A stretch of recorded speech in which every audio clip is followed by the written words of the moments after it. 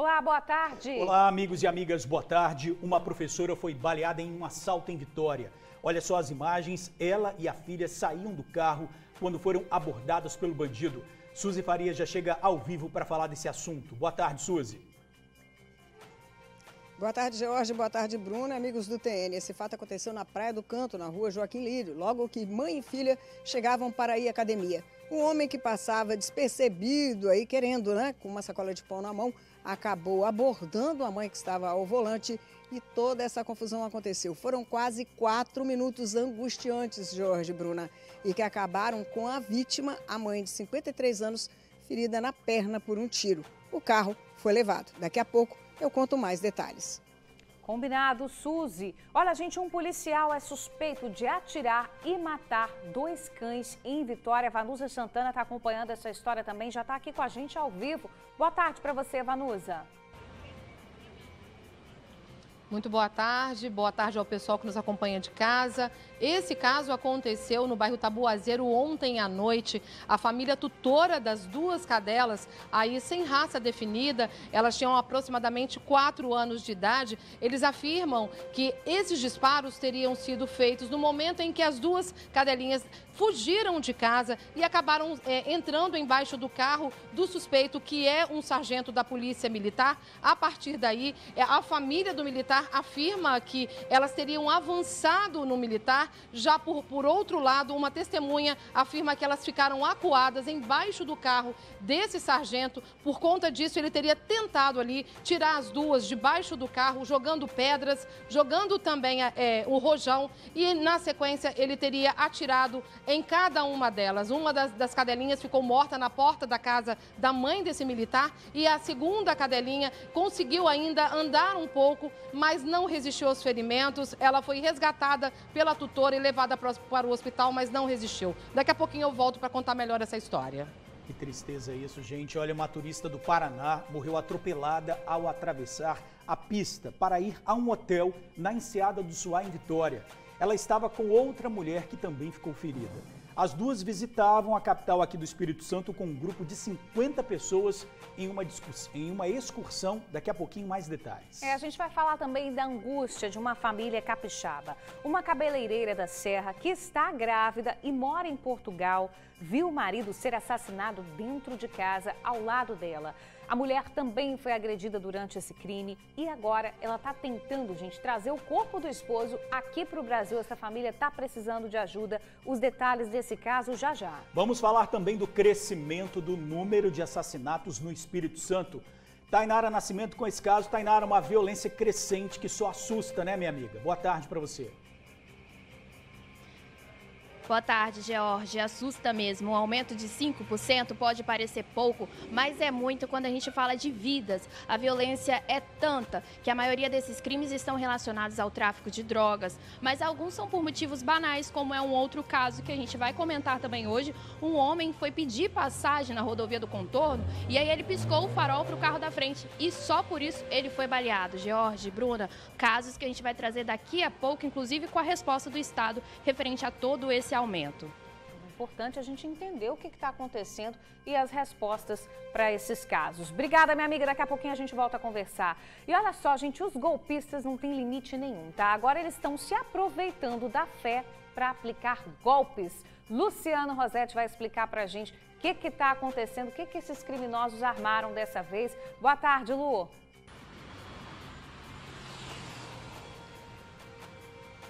Pois é, minha amiga, boa tarde para você, para o George, para os amigos do TN que nos assistem. É o tal do golpe da fé, né? O que esses criminosos faziam? O que essa quadrilha fazia?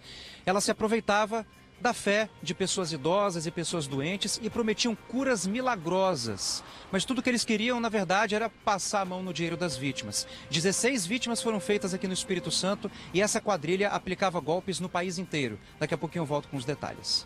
Combinado, Luciano. Tem isso e muito mais no seu TN1, que está começando já já. Não sai daí não que a gente já volta.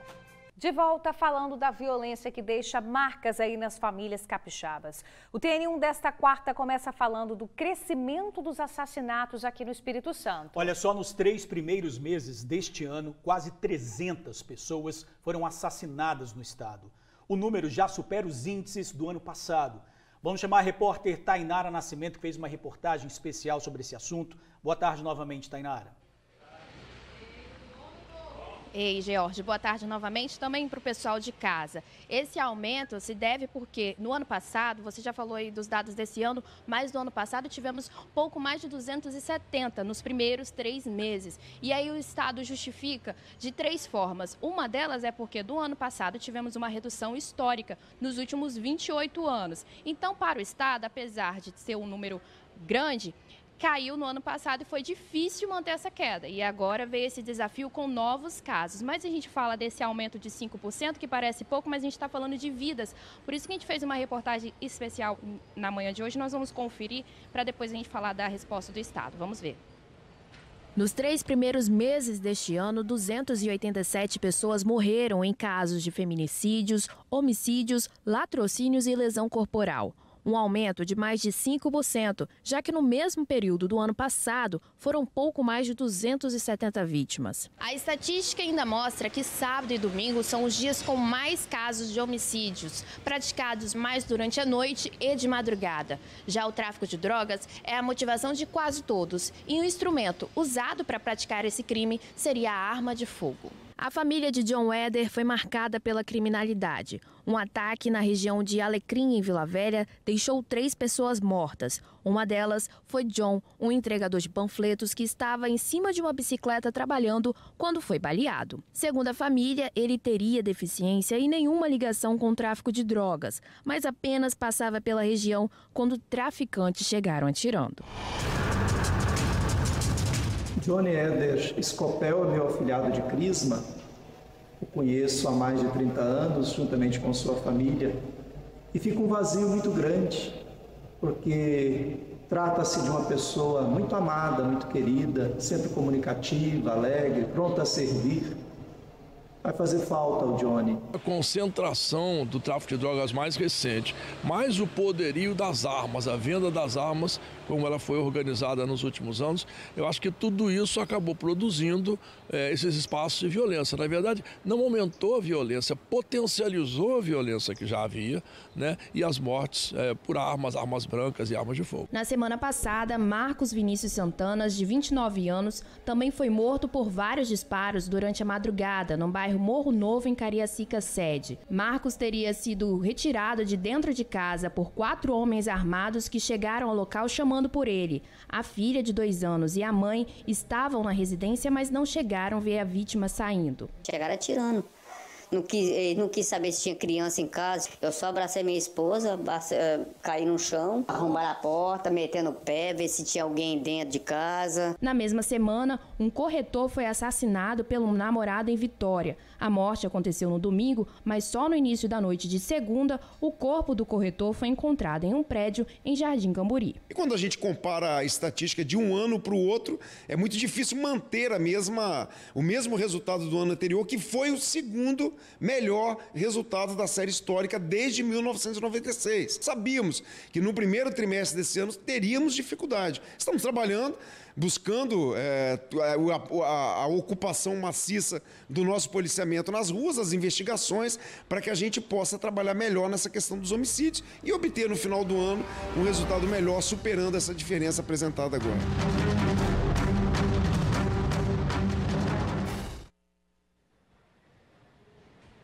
Pois é, né? É muito difícil manter a série histórica, como o secretário ressaltou, mas é importante sim, porque diariamente o nosso jornal vem trazendo aqui crimes contra a vida terrível, que não é só uma morte, mas sim uma família inteira que fica desolada. Bruna e George. Com certeza. Agora, Tainara, a gente está falando aí desse crescimento desordenado, desses assassinatos aqui do Espírito Santo, né? O tráfico de drogas é um dos motivos principais, mas tem muita gente morrendo por motivo banal também. Você traz agora um caso que aconteceu na rodovia do Contorno, né, minha amiga?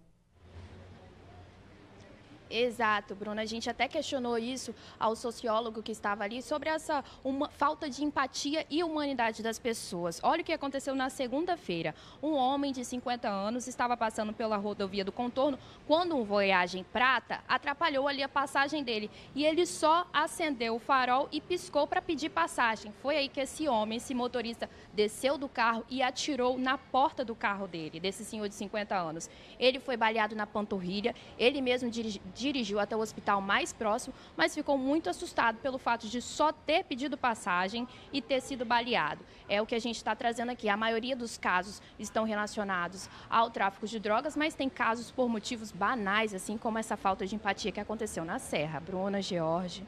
Pois é, a gente vem vendo isso, né? E é importante a gente saber o seguinte, gente, briga de trânsito, vai ser abordado por um assaltante, foi abordado por um assaltante, não reage. Daqui a pouquinho a gente vai ver o que aconteceu hoje cedo na Praia do Canto, mãe e filha. A mãe foi baleada por um bandido que tentou roubar o carro. Então, é irracional, no trânsito as pessoas ficam irracionais, né? Você pede para passar, já estão gritando com você, vem uma moto rápida, já acaba te xingando no meio do trânsito. E olha o que aconteceu, o rapaz foi baleado, porque pediu passagem, né? Então, a intolerância das pessoas. Intolerância total. Né? Completamente, fora de limite. Tainara, obrigada aí pelas informações. Daqui a pouquinho a gente volta a conversar. A gente segue ainda falando de violência, né? Infelizmente, mais uma mulher foi morta aqui no Espírito Santo na noite de ontem. Um crime bárbaro, uma tragédia em família. A gente já está vendo a foto dessa moça aqui. Um crime extremamente cruel, tá, gente? Vamos virar aqui para a câmera 1 que a gente já vai lá ao vivo falar com a repórter Suzy Faria. O que aconteceu?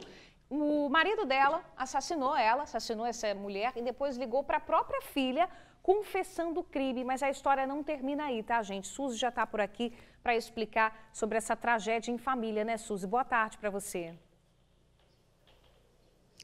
Boa tarde, Bruna. Boa tarde, George, amigos do TN. Olha só, nós conversamos com algumas pessoas que tinham conhecimento desse caso e elas contaram que o relacionamento entre Denacy e o Fábio já era um pouco tumultuado. Ele acabou descobrindo há algum tempo que ela estava traindo ele. Eles se separaram, só que acabaram retornando. E quando o Fábio achava que estava tudo tranquilo, acabou descobrindo que Denacy continuava traindo ele com a mesma pessoa. O que ele fez? Pediu o divórcio. Mas durante esse período, e ainda desconfiado que ela continuava traindo ele, seguiu a mulher desde Barra Mares, onde eles moram, até Ulisses Guimarães, a essa casa que nós estamos aqui.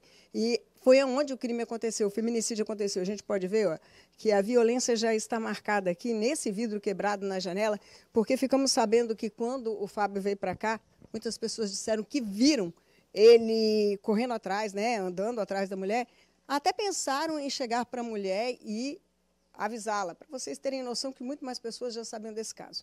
Ele entra dentro da residência onde a mulher veio e aqui a mata. Teve uma pessoa, uma testemunha que ajudou a encontrar o corpo, disse que ela estava com o rosto muito marcado de pancadas e foi estrangulada com o fio da geladeira. A casa que Denacy foi morta, essa mulher, essa atendente de 43 anos de idade, é justamente do namorado dela, ou se ainda a gente pode dizer, do amante. Ele está viajando, mas ela vinha aqui cuidar da residência. O marido desconfiado, então, a seguiu, acabou entrando aqui e cometendo crime. Isso aconteceu por volta de 1h30 da tarde. Agora, pasmem, ele vai para casa, dá um intervalo aí de entre 3, 4 horas. Quando dá esse intervalo, ele manda um recado para a filha dele de 23 anos, dizendo a ela que tinha matado a mãe e que iria se matar. A jovem que estava trabalhando aciona um tio dela para que fosse até a casa do pai saber o que estava acontecendo. Quando o tio chega na residência, encontra Fábio já morto, enforcado, depois do crime que praticou contra a esposa de quem ele estava se separando. E aí, como vocês mesmos já disseram, aumenta a estatística do feminicídio aqui no Espírito Santo. George, Bruna.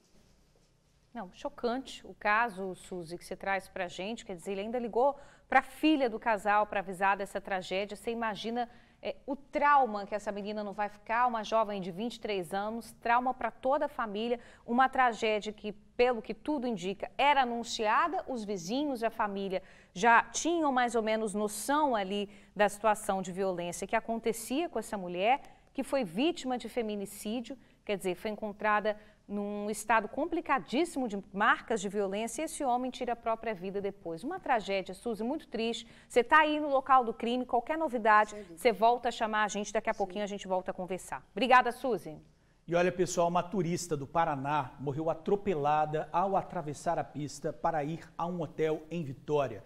Vamos chamar o Luciano Rosetti. Luciano, ela estava atravessando aí, exatamente, você está no local, né? Junto com uma amiga, Luciano. Boa tarde.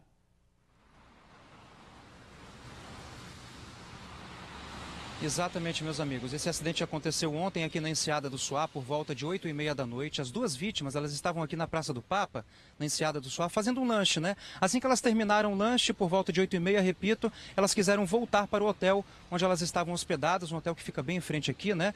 É só atravessar a Avenida Nossa Senhora dos Navegantes que a gente tem acesso ao hotel. E foi aqui na avenida, nessa primeira pista da avenida, elas conseguiram atravessar. Foi na segunda que aconteceu o atropelamento, né? Uma moto que estaria em alta velocidade passou pela avenida, sentido centro de Vitória, e atropelou as duas senhoras. Uma idosa de 69 anos de idade e uma mulher de 56. A mulher de 56 chegou a ser arrastada pela moto por mais de 20 metros. Infelizmente, ela acabou não resistindo aos ferimentos e morreu. Já a senhora de 69 anos foi socorrida pelo SAMU e está internada na UTI do Hospital Estadual de Urgência e Emergência. Essas duas senhoras estão num grupo de 50 turistas que veio do Paraná para conhecer o Espírito Santo. Eles são da cidade de Teixeira Soares, que fica no interior do estado, né?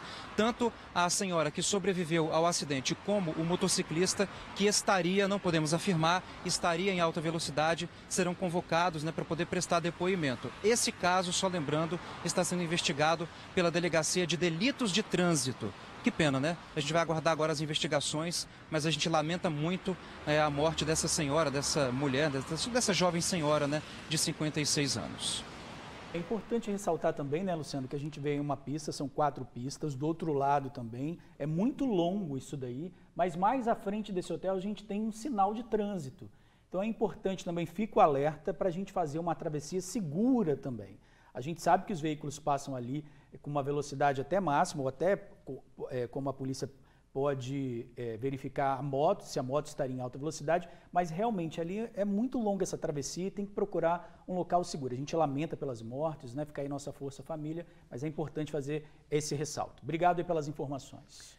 Gente, é o seguinte, um estudante de uma escola pública em Vitória foi detido depois de importunar sexualmente uma colega. O que aconteceu, Jorge? Essa garota de 17 anos informou que o rapaz teria encostado as partes íntimas nela. Vamos conversar ao vivo com a repórter Vanusa Santana, que vai explicar pra gente, vai trazer mais detalhes desse caso. Vanusa, é com você. Isso mesmo, Bruna Maria. Boa tarde aí para vocês novamente. Esse caso aconteceu dentro da sala de aula. É uma turma de 3º ano de uma escola estadual localizada aqui na Praia do Canto. Esse rapaz, né, o suspeito que foi preso, ele tem 22 anos. Ele estuda com essa menina que tem 17. Ontem ele teria ali encostado as partes íntimas nessa adolescente de 17 anos. Ela se queixou até a direção, acabou acionando a polícia e ele foi preso.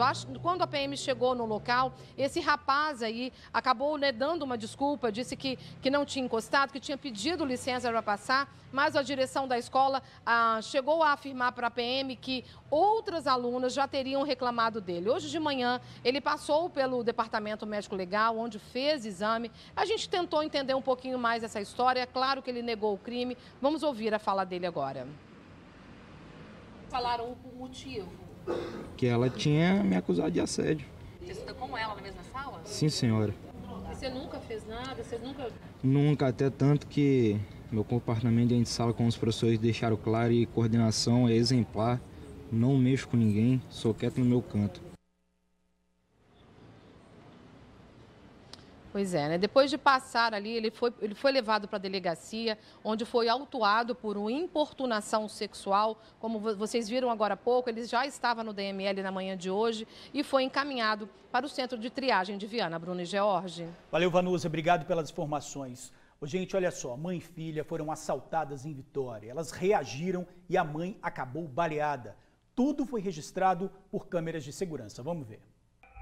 Eu vou te dar um tiro. Por favor, mãe, tá? Me ajuda! Ajuda! Ajuda, por favor! Vai agora! Perdeu, pô! Vai, continua agora! Mãe! Não, mãe! Eram 6h13 da manhã quando o assalto aconteceu. E olha só as imagens. Reparem nesse homem que segue na calçada da Praia do Canto, em Vitória. Ele caminha tranquilo, está de agasalho e segura em uma das mãos uma sacola. Tranquilamente também, mãe e filha acabam de estacionar o carro e saem para ir à academia. uma rotina. Reparem que a filha sai do veículo enquanto o homem, na verdade, um assaltante, passa na frente do carro e se dirige para o lado do motorista e rende a mãe. As mulheres reagem, viu? E brigam com o assaltante. Na calçada, a mãe briga com o homem e ele a derruba. E em nenhum momento dessa confusão toda, o assaltante larga a sacola. A filha se desespera e grita enquanto o assaltante e a mulher ainda estão rolando no chão.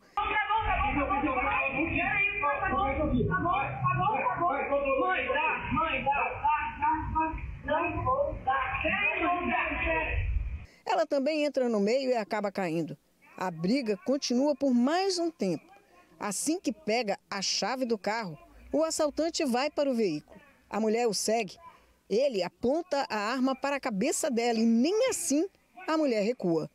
Enquanto isso, a filha corre, abre a porta de trás do veículo e tira os objetos. Enquanto a mãe do outro lado continua brigando com o assaltante. São cenas angustiantes que levam quase 4 minutos e terminam com 3 tiros disparados pelo ladrão.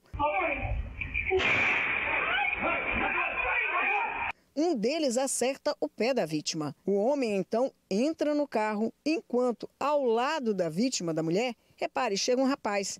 Ele nem se mete com o ladrão. É um gerente comercial que tem como foco ajudar a vítima. Ele estava apontando a arma, tentando, eu não estava entendendo se ele estava tentando assaltar ou se tentando roubar o carro, até que elas tentaram reagir, não entregaram nada. O incrível dessa cena é que o assaltante ainda está dentro do carro e demora a sair. E quando leva o veículo, quase atropela o gerente comercial. Essa empresária tinha chegado pouco antes, estacionado no mesmo lugar, antes de tudo acontecer. E, por pouco, não virou vítima também. Eu desci do carro e até olhei para ela deu um sorriso para mim e comecei a atravessar a rua. Quando eu cheguei na calçada do outro lado, eu comecei a ouvir um barulho, como tivesse briga. E olhei para trás, estavam as duas reagindo, eu acho que parece que é mãe e filha, eu as conheço mais de vista, e reagindo e uma gritava, pega a bolsa, e uma tentando segurar e brigando com ele, tentando segurar e puxar a bolsa. De acordo com testemunhas, o ladrão estava muito bem vestido. Para não levantar suspeita na hora em que o assalto aconteceu, ele apareceu aqui vestindo roupa de academia. E sabe o que ele tinha em uma das mãos? Não era arma não, era sabe o quê? Aqui, ó. Uma sacola de pão. E do lado dela nós encontramos até esse pino de cocaína. A arma estava do outro lado da mão dele. E foi essa que ele usou para ferir, balear uma das vítimas que entrou em luta corporal com ele. Mãe e filha foram socorridas para um hospital particular em Tararé.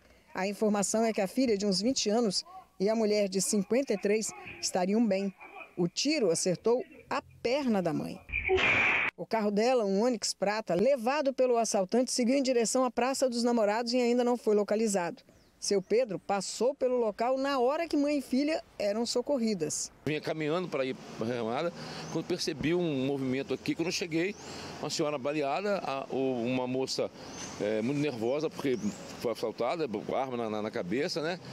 E aí assusta a gente, eu moro aqui há 40 anos. E tem acontecido uma sucessão de casos, né? A área, que é considerada uma região nobre na capital, com lojas de artigo de luxo, é um local visado pelos assaltantes também. Nem mesmo uma delegacia distrital, localizada na mesma região, garante segurança. Que o digam os comerciantes, o cabeleireiro Tony desistiu do salão que tinha há anos aqui. Da insegurança também estava meio difícil, por causa de pandemia, tudo. E a gente estava se sentindo acuado, porque veio muita gente aqui para a praia. Principalmente nessa rua, nesse quarteirão. Eu tinha um beco ali, você não sabia o que você ia encontrar de manhã. Na hora de sair, você tinha à noite. Atualmente eu passo por aqui todo dia, no mesmo trajeto. Todo dia tem meia ameaça. Esses 3 também foram assaltados ontem próximos daqui. Eles são do Rio Grande do Sul e de São Paulo. Passeavam pelo calçadão de Camburi quando, ao voltar para o hotel que fica na região, foram assaltados. Eram 3 indivíduos, cada um abordou um de nós. Um estava armado e aí a arma ficou na Priscila. Eles Eles queriam muito que a gente descesse para dentro do barco, o tempo inteiro desce, desce, desce, e aí nós somos mulheres, então a gente ficou com medo, né, do que eles poderiam fazer, bater no David, molestar a gente, então a gente o tempo inteiro falava que não ia descer, que a gente entregaria tudo que eles quisessem, mas que a gente não ia descer. E aí eles pediram pra gente sentar de costas em um banco que tem ali, ficamos sentados de costas e eles começaram a pedir telefone, senha dos aparelhos, o tempo inteiro coagiram a gente, a Priscila puxaram o cabelo dela, teve um momento que um falou pra ela que ia deixar a cara dela torta, deram um tapa na cabeça do David. O mais curioso foi o modo como os assaltantes fugiram. Quando eles terminaram de pegar tudo que eles queriam, eles entraram num barquinho a remo e foram embora. Os 3 jovens que vieram trabalhar em Vitória até conseguiram localizar o aparelho celular. Foram à polícia registrar a queixa e passar a informação. Mas mesmo com a localização, não vão ter o celular de volta. Disseram que a gente deveria vir até a DP para registrar, né? E aí quando a gente veio registrar, eles disseram que eles não poderiam fazer nada porque eles precisavam de um mandato de busca e apreensão. Mesmo a gente tendo as evidências, a localização do aparelho e tudo, eles disseram que eles não poderiam ir até o local. Porque eles iam... Qual foi a expressão que ele utilizou? Constranger o ladrão.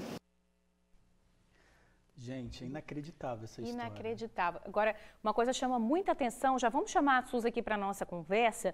Tudo isso acontece na calçada de uma delegacia. É muito tempo ali das vítimas gritando, pedindo ajuda. Tem um barulho de um tiro, quer dizer, mais de 4 minutos de luta corporal na calçada de uma delegacia, Suzy. É com você. Bruna, só que essa delegacia não funciona como plantão, só como expediente. Então, trabalha, movimentação policial só a partir das 7 horas. Era bem cedo quando esse homem, você viu, né, de chavou ali para se aproximar das vítimas. E muita gente reclamando que, apesar da delegacia estar ali, assaltos a pessoas, a comércio, roubo de veículo, a presença policial não está incomodando os bandidos. Descobrimos que essa vítima de 53 anos é uma professora da rede estadual de ensino. Ela trabalha ainda na rede estadual, a filha dela tem aproximadamente 23 anos, está abalada com o que aconteceu. E o tiro que atingiu a professora teria acertado a perna, mas ela já está em casa, já passa bem e está refletindo sobre essa coragem que ela teve, angustiante para nós que assistimos, de lutar o tempo todo com o assaltante. Ela não queria deixar ele sair de jeito nenhum. Agora, vocês viram um outro caso impressionante? O diretor comercial, ou melhor, desculpa, o gerente comercial chega, dá apoio à vítima, o assaltante ainda está dentro do carro armado, demora alguns segundos ali para dar ré, sair com o carro, e quando sai, por pouco não atropela os dois. É uma cena angustiante e também revoltante saber que isso está acontecendo numa área tão nobre. Não deveria acontecer em área nenhuma, nem nobre, nem ser nobre. Mas que é revoltante assistir uma cena dessa de uma mulher que leva um mata-leão, que é jogada no chão, que quase leva tiro na cabeça, sendo que a filha dela teve por 2 vezes a arma apontada para a cabeça e a mulher também. Então aí, autoridades, vocês têm a palavra. George e Bruna. Se ali que é área nobre acontece isso, você imagina nos bairros abandonados pela segurança pública. Situação muito pior, gente, muito pior. Quem tiver alguma informação do suspeito do carro da vítima que possa ajudar a polícia a encontrar, já que ele não foi pego na hora, do lado de uma delegacia, 181 diz que denúncia. Obrigada, Suzy, pelas informações. Até mais, minha amiga. Gente, um sargento da Polícia Militar está sendo acusado de matar 2 cachorras no bairro Tabuazeiro, em Vitória. Quem vai trazer os detalhes dessa história é a repórter Vanusa Santana, de volta aqui com a gente. É com você, minha amiga. Pois é, Bruna Maria, esse caso aconteceu ontem à noite. No momento, a tutora dos animais estava em casa, não percebeu que as cadelinhas Pete e Pipoca haviam fugido. Aproveitaram ali o momento que ela abriu o portão para um entregador de gás sair de casa, ali que ele entregava gás. Foi nesse momento que elas aproveitaram para fugir e elas ficaram na rua. Segundo relatos de uma testemunha, elas se aproximaram do carro desse sargento da Polícia Militar e então ele tentava tentava ali, segundo ele, tirá-las dali. Ele resolveu, depois de jogar água, jogar uma ripa em cima delas, dar 2 tiros. Os tiros atingiram as 2 cadelinhas. A dona, a tutora, tá assim, com o coração dilacerado. Hoje de manhã a gente foi até o local e vocês acompanham agora a reportagem que a gente preparou. As imagens mostram a doçura das cadelas Pete e Pipoca junto à família que as acolhia há quase 4 anos. As pets sem raça definida viviam nessa casa junto com a tutora Leida e o filho dela, no bairro Tabuazeiro, em Vitória. Isso mesmo, viviam. Elas foram mortas a tiros nessa terça-feira. Elas aproveitaram o portão de casa aberto para fugirem. Na rua, as 2 acabaram acuadas em frente à casa de uma vizinha, da Aleida. O filho dela, que é um sargento da Polícia Militar, seria o autor dos disparos. Foi a própria mãe dele que falou para mim que a minha cachorra pulou em cima dele, ele pegou e deu um tiro nela e matou. Aí eu quero saber, por que atirou na outra? Se foi só uma que atacou. A própria mãe dele falou. Depois de fugirem de casa, as cadelas tentaram voltar ali. Só que a tutora não sabia que elas haviam saído e o portão estava fechado. Então elas não conseguiram retornar para dentro de casa. A partir daí elas começaram a andar aqui pela rua. Elas vieram para esse beco. Aqui, muito assustadas, elas teriam entrado embaixo de um carro. Uma pessoa que queria ir ali para aquela casa tentou passar, ficou com medo das cadelas. Ela começou então a jogar pedra, jogar água, na tentativa de tirá-las debaixo do veículo. Foi nesse momento que, segundo testemunhas, o militar teria ido até em casa, ele pegou então uma arma, soltou um rojão e, na sequência, atirou na direção delas. Uma cadela caiu morta nesse beco. A outra, mesmo baleada, tentou voltar para casa, mas não conseguiu. Ela foi encontrada pela Leida na rua de cima. Estava ferida na barriga. Eu vim só pegar uma, ainda estava viva, mas coloquei no quintal, fui buscar outra e já peguei a outra morta. Entendeu? Então, para mim foi muito triste. As minhas cachorras não atacavam ninguém, sabe? Nem quem entrava no quintal e subia com aquela minha cachorra morta. Os tiros disparados pelo militar foram ouvidos pelos vizinhos.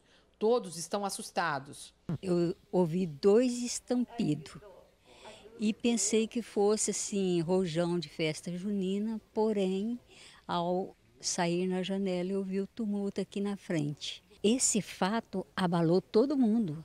Pete e Pipoca eram consideradas cadelas dóceis, viviam dentro de casa. Desolada, a Leida registrou o caso na polícia. Agora ela vai lutar para que a justiça seja feita. Eu fui lá, fiz o boletim, hoje eu vou na corregedoria do QCG, vou procurar a Sociedade Protetora dos Animais, eu vou até o fim, eu não vou deixar isso barato, eu quero justiça. Pois é, né? A gente acompanhou lá a tristeza dessa família que está desolada há quase 4 anos. As cachorrinhas estavam ali, né, sob a tutela dessa família. A gente entrou em contato aí com a Comissão, né, de Proteção aos Animais para saber se eles foram acionados. E vocês de casa acompanham agora o que a presidente falou. A CPI está ciente do fato lamentável praticado por um policial militar.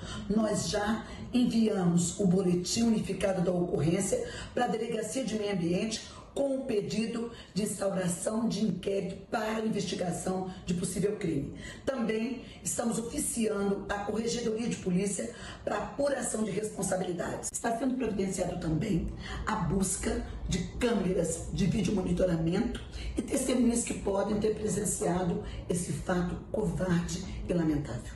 Estamos contribuindo e acompanhando toda a apuração e estamos trabalhando para que esse caso não fique impune.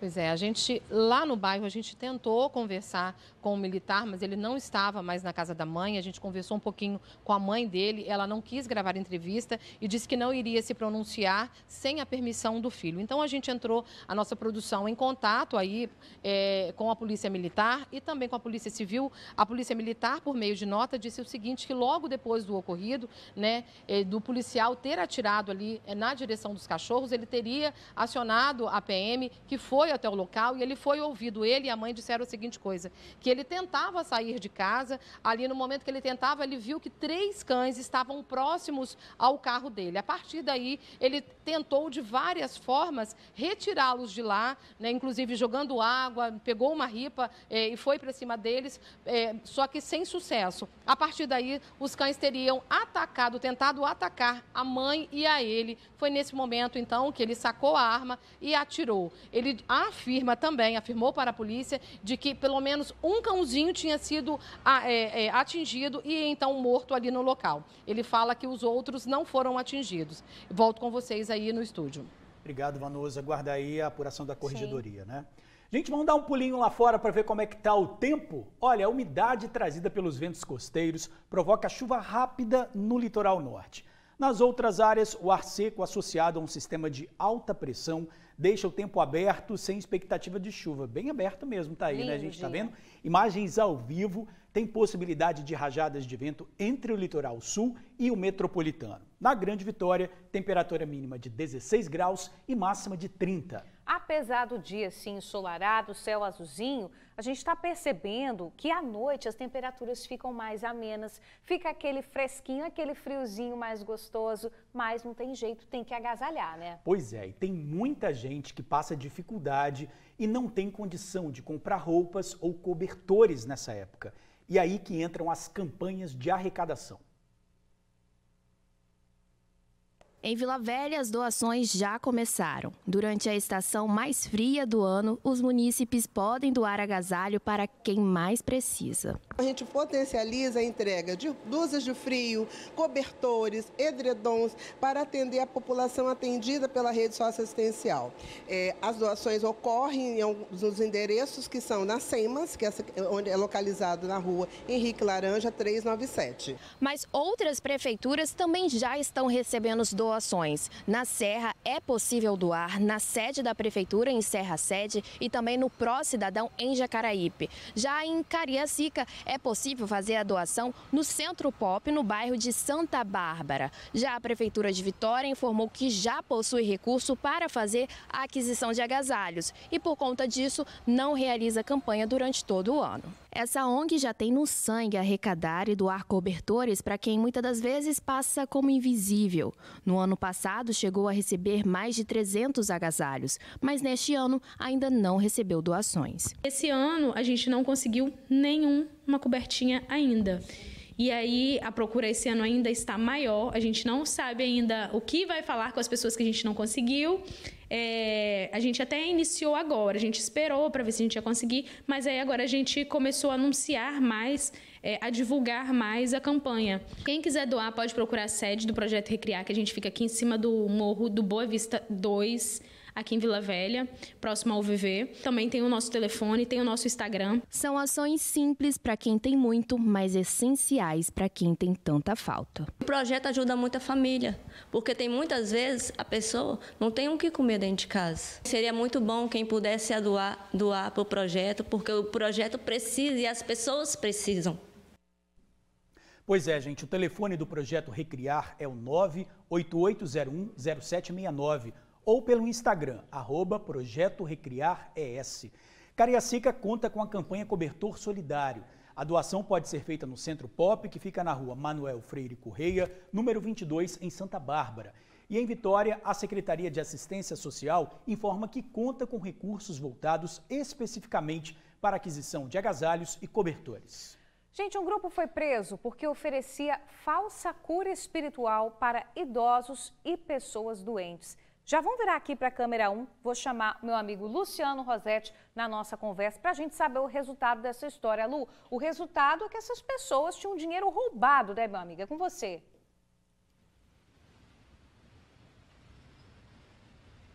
Pois é, minha amiga, é o tal do golpe da fé, né? Criminosos que se aproveitavam da fragilidade de idosos, pessoas doentes, para passar a mão no dinheiro. O que eles faziam? Prometiam curas milagrosas, mas a gente sabe que ninguém tem poder para isso, né?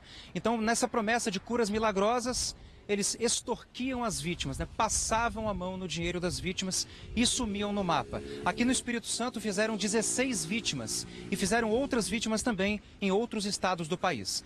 Vamos entender como é que esse esquema funcionava na reportagem do Matheus. Bora ver. Nas imagens feitas em João Neiva, é possível ver o momento que 2 dos criminosos saem em busca do próximo alvo. A vítima é sempre uma pessoa idosa e que possui alguma doença. De forma muito ardilosa, com muita enganação, eles conseguiam fazer com que a vítima abrisse alguma enfermidade que ela porventura possuía. A vítima acabava explanando isso para eles, e aí então eles apresentavam uma solução, eles apresentavam uma pessoa, que é o terceiro elemento dessa quadrilha, dessa associação criminosa, que seria o responsável por fazer uma oração com muita fé, e que essa oração iria trazer a cura para as vítimas. A segunda parte do golpe ocorria dentro de um Siena Prata, que pertencia aos criminosos. Nesse esquema, David agia como o falso curandeiro. A vítima, já fragilizada, já enganada, era convencida a entrar dentro do veículo do golpista, e ali então ele simulava fazer uma oração, e aí ele iria além, e dizia que então, o dinheiro, os bens daquela vítima também estavam amaldiçoados, e ele iria acabar perdendo todo o dinheiro pelaquela maldição que ela estava contaminada. Eles pediam a que a vítima simbolicamente entregasse uma cédula de dinheiro, R$2 ou R$5, pediam para a vítima cuspir naquela nota, porém eles sujavam uma parte do dedo com uma tinta vermelha. E aí, de forma muito sutil, eles passavam aquela tinta vermelha na nota, e quando eles mostravam a nota novamente para a vítima, eles falavam que havia um sangue na nota, como se aquele sangue tivesse saído do corpo da vítima. E aí então eles passavam a amedrontar a vítima, e aí então ela já com medo, ela fornecia todo o dinheiro que ela possuía no local, e às vezes até realizavam saques, para que aquele dinheiro fosse, para que os golpistas fizessem uma oração pelo dinheiro dela. Quando as vítimas abriam esses envelopes, elas descobriam que o dinheiro delas havia sido trocado por essas cédulas de apostas. Com base na confissão de um dos suspeitos, a polícia concluiu que essa quadrilha cometia esse golpe há pelo menos 2 anos pelo país. Os indícios apontam aqui no estado para 1 ano. Eles costumavam se hospedar em uma pousada na Serra e depois transitavam de carro por várias cidades do Espírito Santo, cometendo esse crime. Dia 7 de junho, esses ocupantes desses veículos foram identificados em Itapemirim. A Polícia Judiciária conseguiu, junto ao Poder Judiciário, uma representação pela prisão dessas pessoas. Segundo a polícia, David Santana Sobrinho, de 64 anos, José Carlos da Silva Batista, também de 64 anos, e Adilson Prates Ferreira, de 55. Fizeram pelo menos 16 vítimas no estado, mas eles não agiam só por aqui. A polícia já sabe da atuação da quadrilha em Minas Gerais, Bahia e Rio de Janeiro. Nesse último, há caso de uma vítima que perdeu R$15 mil. É importante dizer, sobretudo para aqueles que foram vítimas, que eles não são culpados disso. Na verdade, os golpistas, eles são especializados, são especialistas na arte de enganar, de ludibriar a vítima.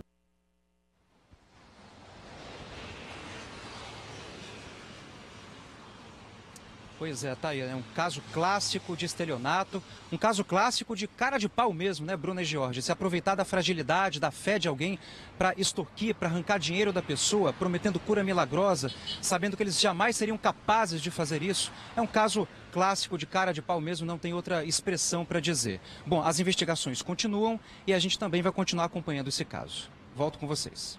Tá certo, crueldade, né, Lu? Obrigada aí pelas informações, meu amigo, bom trabalho para você. Foi confirmado na Serra o primeiro caso de gripe aviária em criação doméstica no Brasil. A informação foi divulgada pelo Ministério da Agricultura. O vírus foi identificado em um local onde havia pato, ganso, marreco e galinha. De acordo com o órgão do governo federal, é o primeiro caso confirmado nesse tipo de criação desde a entrada do vírus no Brasil no dia 15 de maio. Mas por ser uma criação de subsistência, ou seja, animais domésticos, não há impactos no comércio internacional de aves brasileiras. O consumo e a exportação continuam seguros. O IDAF, gente, está adotando as medidas de controle e erradicação do vírus. A Secretaria de Saúde da Serra está monitorando quem teve contato com as aves. E até o momento, ninguém apresentou sintomas gripais. Gente, foi adiado mais uma vez, tá? O aquaviário só deve começar a funcionar em agosto aqui na Grande Vitória. A previsão inicial era de que o sistema começaria a operar este mês, mas a Secretaria de Mobilidade do Estado diz que o prazo foi prorrogado para que sejam feitos novos testes nas embarcações, nos sistemas de bilhetagem e também no vídeo monitoramento. As obras na estação de Vila Velha já estão na fase final. A segunda embarcação foi avaliada na Bahia pela Marinha do Brasil e será enviada ao Espírito Santo no início do mês que vem. O aquaviário deve começar a operar com 2 embarcações. O serviço, quando começar a funcionar, né, vai ser integrado ao sistema Transcol. Acho que faltou uma interrogação ali na frase, né? Aquaviário só em agosto? Não sei, né? Vamos ver até quando vai adiar, né? Vamos falar agora da angústia de uma família capixaba, gente. Uma cabeleireira da Serra que está grávida e mora em Portugal, viu o marido ser assassinado dentro de casa ao lado dela. Pois é, gente, essa mulher foi agredida durante esse crime que teria sido cometido por engano. Uma tragédia. Agora a família está tentando trazer o corpo para o Brasil. Manuela Machado tem os detalhes desse caso, conta tudo pra gente agora. Boa tarde, Manu. Boa tarde, Bruna, George, boa tarde a todos. Realmente, um momento de terror vivido por essa capixaba, que está grávida entre 4 e 5 meses. Ela que foi com o marido, segundo a família, em 2018 para Portugal. Eles foram morar em Portugal em busca de trabalho. Infelizmente, aconteceu essa tragédia. Ela viu quando os 3 homens armados invadiram a casa deles. Ela foi arrastada pelo cabelo e ainda amarrada. E ela viu o marido sendo executado. E agora a família, né, faz esse apelo, amigos, familiares, criaram uma vaquinha pedindo aí ajuda para o translado do corpo, para que Alisson Gonçalves, que tinha 35 anos, seja velado e sepultado aqui no Brasil. Ele que era ex-militar, paraquedista do Exército aqui no Brasil, mas lá em Portugal trabalhava em uma rede hoteleira. A repórter Tainá Dias conversou com o irmão da vítima. Vamos acompanhar. Minha cunhada veio, levantou da cama, né, devagar, e aí ela perguntou o que está acontecendo. Essa mulher que acompanhava esse homem, né, ela deu com uma barra de ferro no antebraço da minha cunhada. Minha cunhada tentou se defender ainda, parece que fraturou o antebraço da minha cunhada. Quando essa mulher continuou agredindo a minha cunhada, o meu irmão, para se defender e defender a integridade física da minha cunhada, que está grávida de 3 meses, entrou em luta corporal com o criminoso para tentar tirar essa arma da mão desse criminoso. Aí essa mulher que agredia a minha cunhada, ela imediatamente veio falando, não é ele, mas o meu irmão já tinha tomado um tiro nesse momento. Esses 2 criminosos saíram correndo do local, desceram gritando, não era ele. Essa mulher falou, não era ele, não era ele. Entramos na casa errada e tinha uma terceira pessoa do lado externo do imóvel para dar cobertura a eles. A minha cunhada entrou em choque, né? Ela está com 4 meses de gestação, inclusive algumas semanas atrás eles descobriram o sexo, é uma menina, é uma gravidez que ela vem enfrentando, uma gravidez de risco, e o meu irmão estava muito feliz. E a meta é conseguir R$40 mil. Então, reforçando, né, que a família fez essa vaquinha para o translado aí do corpo da vítima, que acabou assassinada em Portugal. E fica aqui os nossos sentimentos da família e a torcida para que tudo dê certo. Eu volto com vocês. Tá certo, Manu. Obrigada aí pelas informações. Vamos continuar acompanhando. Essa família também precisa de uma resposta aí das autoridades de Portugal, né? Olha, gente, os armarinhos do centro de Vitória mantêm a tradição, tá? Local fácil de encontrar de tudo um pouco, botões, acessórios, fantasias, tudo que você precisa tem no armarinho, né, gente? O repórter Luciano Rosetti e o cinegrafista Bruno Pastos fizeram um tour por alguns armarinhos. Vamos conferir? Nada mais centro de Vitória do que fazer compra no armarinho, né? E a dona Juscelia, encontrou o que estava procurando? Achei. Aqui você encontra de tudo. Deixa eu ver o que a senhora está procurando aqui. O que é? Encontrei. Ah, é meia. É meia. Meia para quê? Para dançar quadrilha. Aqui tem de tudo um pouco. Ou de tudo muito. O armarinho do seu Antônio está na Rua 7 há 41 anos. Não precisa nem perguntar se ele tem. É só chegar e escolher a cor, o modelo e o tamanho. Nós trabalhamos com armarinho em geral, que envolve linhas, zíper, botões, e bordado inglês, renda. E a outra parte que a gente trabalha aqui é o artesanato em si, que é bijuterias, que é muita coisa, são muitos itens. Mais fantasias também que a gente trabalha. Aqui tem 13 funcionárias. A mais antiga é a Edilene, que está trabalhando no caixa. Edilene é a funcionária mais antiga da loja, né, Edilene? Quanto tempo aqui? 21 anos. E assim, Edilene, com essa modernidade, né, com o tempo vieram shoppings, agora muito se compra no ambiente online, né, na internet. E vocês resistiram a esse tempo, né? Essa modernidade, por assim dizer. Sim, resistimos sim. Tamo aí. Vai mudando, a gente vai se adaptando também, né? Dependendo do que o mercado de trabalho vai ter nas atualizações, a gente está se atualizando também. É muita história para contar, né? Bom, vamos bater perna agora para outro armarinho, o da Cleide. São 18 anos na praça. Então, Cleide, armarinho, né? É um nome que não se utiliza muito mais, mas que o centro mantém a tradição, né? Sim, armarinho é coisas que nós vendemos a varejo, que não dá para ser vendido em internet. São coisas que tem que ser presencial na loja, né? Medição, cores, né? Tem coisas que tem que estar vendo o olho nu mesmo, né? O atendimento é 100%, faz o gosto da freguesia. E o atendimento? Ótimo, ótimo. Pode aumentar o salário dela aí que... Opa, ó, agora conseguiu, agora sim, hein? Agora fez valer a entrevista. Pode ajudar ela. E mesmo com toda a modernidade das compras pela internet, vamos combinar, né? Comércio do centro é comércio do centro. E isso nunca vai acabar. A gente tem essa referência boa. Então, por isso que a gente mantém aqui e pretendo continuar mais bastante tempo aqui. O centro é a tradição, é o passado, mas é o futuro também. Tem que olhar para frente, né? Com certeza, né? Afinal de contas, nós estamos falando do centro da capital de Vitória, né? Não podemos desistir da nossa capital, que ela é linda, ela é maravilhosa. E centro é antigo, né? Tem que preservar, né? E a gente aguarda muitas restaurações em pontos turísticos, em prédios antigos, e que já está sendo feito em alguns pontos.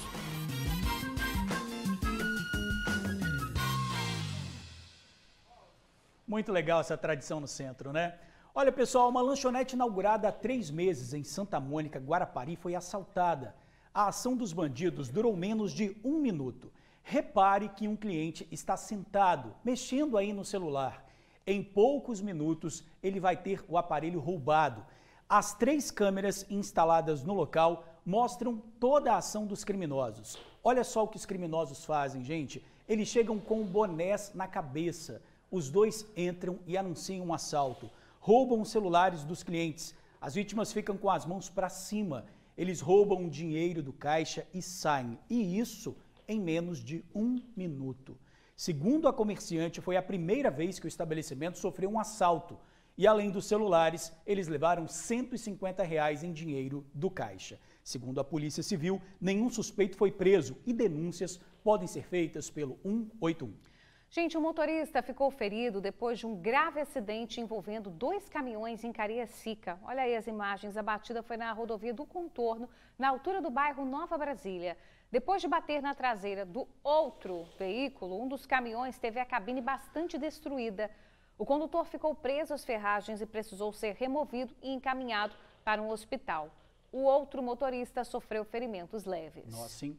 E olha, no retorno do TN1, o susto de pescadores em Guarapari com uma, olha só, uma tamanho. Baita visita no mar. Não é? Imagina o susto.